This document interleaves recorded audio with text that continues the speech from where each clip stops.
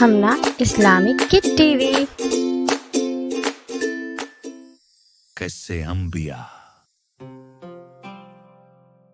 We begin a journey through patience, courage, and the miracles of Allah. This is the story of Prophet Musa, the child saved by mercy, the young man guided by truth, and the prophet chosen by Allah to stand against the greatest tyrant of his time. Our story begins with a terrifying night inside the mighty palace of Egypt. Pharaoh, the proud and cruel king, saw a frightening dream. In his dream, all the houses of Egypt were burning in flames, but in the middle of the fire, there was one house that did not burn. It stayed safe, glowing with protection. Pharaoh woke up in fear. His heart was shaking. He shouted, "Bring all the scholars, bring the interpreters of dreams." The palace filled with advisors. Pharaoh said, "I saw Egypt burning, except one house. Tell me, what does this mean?" The scholars lowered their heads. "O king, a child will be born among the Israelites, who will grow up and destroy your kingdom." Pharaoh's face turned red with rage. He ordered, "From today, every newborn boy among the Israelites must be killed." Fear spread everywhere, and in this time, a baby boy was born, chosen by Allah. After that, all the soldiers looking for newborn babies so that they can kill.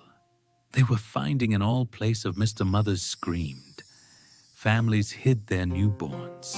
Fear spread through the land. During this time, in a small home, a mother gave birth to a beautiful baby boy. This baby was Prophet Musa alayhi salam. The mother's heart trembled with fear. She knew if Pharaoh's soldiers discovered him, they would not spare her innocent child. At that moment, Allah placed a thought in her heart. She took a basket, lined it softly with cloth, placed baby Musa inside, and with a breaking heart, she set the basket afloat on the flowing river. Tears filled her eyes. She made only one dua: "O Allah, only you can protect my child." Musa's sister secretly followed the basket along the riverbank.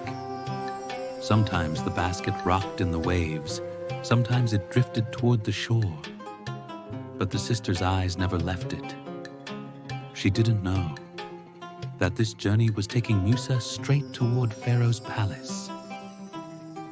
The small basket slowly drifted toward the gardens of Pharaoh's grand palace. Some of the palace servant women seen that something is floating in river. One of them suddenly gasped and said, "Look, something is floating toward us." The women rushed forward. They gently pulled the basket from the water and placed it on the riverbank. When they opened it, they were stunned. Inside was a beautiful baby boy wrapped in soft cloth, his face glowing with a special light. A servant heart trembled. She immediately ran toward the palace, shouting, "Call the queen, call Hazrat Asiya, a baby has come from the river." Queen Asiya hurried out, her steps filled with curiosity. As soon as she looked into the basket, her heart softened. A strange, peaceful silence spread across the entire palace courtyard. It felt as if Noor had entered the palace itself. When Queen Asiya entered the throne room with baby Musa in her arms, Pharaoh glared at her angrily. He pointed at the child and shouted, "I will kill this baby. He is from the Israelites. He could be the one who destroys my kingdom." Queen Asiya stepped forward bravely, holding baby Musa close to herself. She said with fear yet firmness, "No, he is innocent. Please do not harm him. He is only a small child." But Pharaoh did not listen. He said angrily, "Fine. I will put one condition. If he passes my test, only then I will spare his life." Pharaoh ordered the guards, "Bring two things, a burning piece of coal and a sharp knife." The servants placed both items in front of baby Musa coal on one side, knife on the other. Pharaoh said coldly, "If he touches the knife, I will kill him immediately. That means he is clever. But if he touches the burning coal, he is just a baby, and I will let him live." Queen Asiya's heart filled with fear. She whispered a trembling dua, "O Allah, protect this child, do not let him be harmed." Baby Musa slowly moved his tiny hand forward. He was reaching toward the knife. Queen Asiya gasped. Her eyes filled with tears, she whispered, "Ya Allah, please save him." At that very moment, Allah sent Angel Jibreel, alayhi salam. Unseen by everyone, Jibreel gently pushed baby Musa's hand away from the knife and toward the burning coal. Baby Musa picked up the coal, and out of instinct, he touched it to his mouth. He cried in pain. Queen Asiya rushed to him, holding him tightly, her eyes full of tears. Pharaoh watched silently, then said, "This proves he is only a baby. He knows nothing. Let him live." From that day onward, because of that burning coal, the coal incident, baby Musa was taken into the royal court. But he would not stop crying. The entire court watched helplessly as the tiny child cried and cried, and no one in the palace could calm him down. Nurses came forward one after another, each trying to feed him warm milk. But baby Musa turned away every time.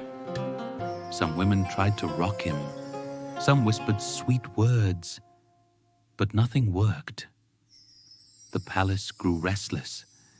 Even Pharaoh became annoyed and said, "Why can't this child be quiet? Why does he reject every woman?" In the back of the hall, a young girl stood quietly, watching everything with a trembling heart. It was Musa's sister. She had followed her baby brother all the way to the palace, and now she could not bear to see him crying like this. Everyone was worried. Everyone was confused, and then, gathering all her courage, Musa's sister stepped forward. She said softly but clearly, "May I say something? I know a woman whose milk is accepted by every baby. If this child goes to her, he will surely drink." Pharaoh's eyes narrowed. He said, "Go bring this woman here. If the child accepts her, she will stay in the palace." The young girl nodded and ran out of the palace. She knew exactly where she needed to go a few moments later. She returned, and with her was her own mother. She entered the court with nervous steps, her heart praying to Allah. The moment she held baby Musa, his crying stopped instantly. He looked at her face, and his tears faded. She brought him close, and baby Musa accepted her milk peacefully, lovingly, as if he had been waiting only for her. The entire court fell silent in shock and amazement. Queen Asiya smiled with relief. Pharaoh said, "Good. This woman will feed the child. You can stay here and in this beautiful way." Allah returned Musa to his mother's arms, right inside Pharaoh's palace. Years passed. Baby Musa grew into a young boy, strong, kind, and full of wisdom. He lived in Pharaoh's palace, ate from royal plates, and walked in grand halls. Yet he never forgot that he belonged to the children of Israel. Queen Asiya loved him deeply. She raised him with kindness and care. She taught him good manners, gentle speech, and the importance of justice. But outside the palace walls, Pharaoh's cruelty only grew worse. His soldiers punished the Israelites, forced them to work day and night, and showed no mercy. Musa saw all of this. His heart felt pain for his people. One day, when Musa had grown into a strong young man, he entered the city quietly. It was a time when most people stayed indoors. An elderly woman saw him. She came close and said softly, You are my son. You are not a Pharaoh boy. You are from the Israelites. When you were born, I threw you into the river Nile out of fear of Pharaoh's soldiers." Musa stopped. Her words shocked him. He had never imagined that he belonged to the very people whom the Egyptians oppressed so cruelly. This truth stayed in Musa's heart a few days later. He walked outside. One day, when Musa had grown into a strong young man, he entered the city quietly. It was a time when most people stayed indoors. As he walked through an empty street, he saw two men fighting. One was from the Israelites, a weak man begging for help. The other was an Egyptian, a strong man from Pharaoh's people beating him cruelly. The Israelite cried out, "Oh Musa, please save me." Musa felt anger at the injustice. He stepped forward and pushed the Egyptian man to stop him. But Musa was strong, and the push was harder than he intended. The Egyptian man fell to the ground and died instantly. Musa froze in shock. He whispered, "This is from Shaitan's deception. Oh my Lord, I never meant to harm him." Fear filled his heart. He knew that if Pharaoh's men found out, they would not listen to the truth. The next day, Musa walked in the city again, still worried about what had happened yesterday.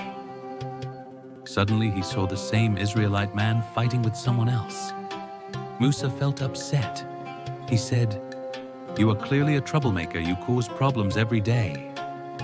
But the man did not listen. He kept calling Musa for help. Musa raised his hand, not to hit him, but only to warn him to stop causing trouble. When the Israelite man saw Musa raise his hand, he became frightened.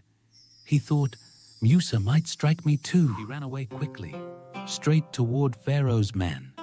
And in his fear, he said, "Yesterday the man who died, Musa is the one who pushed him." When Pharaoh heard this, his anger erupted. He shouted, "Find Musa, bring him to me. He must be punished." Guards immediately spread across the city, searching every street and corner. But many people in Egypt admired Musa's character. They respected his kindness. Among them was a sincere, truthful man who had heard the secret orders. He rushed toward Musa and said in a hurried whisper, "Oh Musa, the leaders are planning to kill you. Leave the city quickly, do not delay." Musa's heart trembled. He knew the warning was true. So he left the city quietly without looking back. He walked alone into the desert, towards the land of Madyan, with no food, no water, and no companion. But he walked with one thing, his trust in Allah.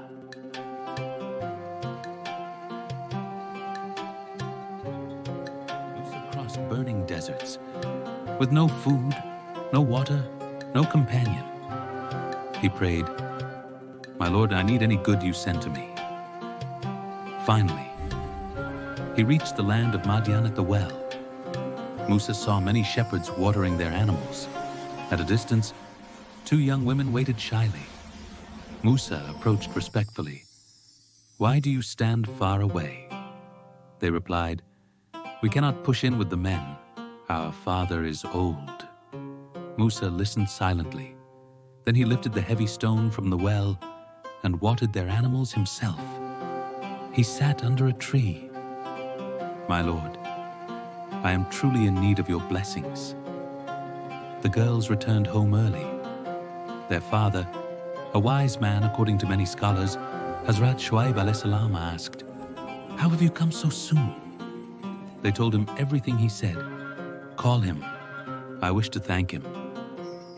One daughter returned shyly. "My father invites you." Musa followed her. Shoaib a.s. welcomed him with warmth. Musa told his entire story. Shoaib a.s. said, "Do not fear. You are safe here." Shoaib a.s. said, "O Musa, work for me 8 years if you wish, and I will marry one of my daughters to you." Musa agreed humbly. He married one of Shoaib's salam daughters and lived a peaceful life, working honestly and thanking Allah.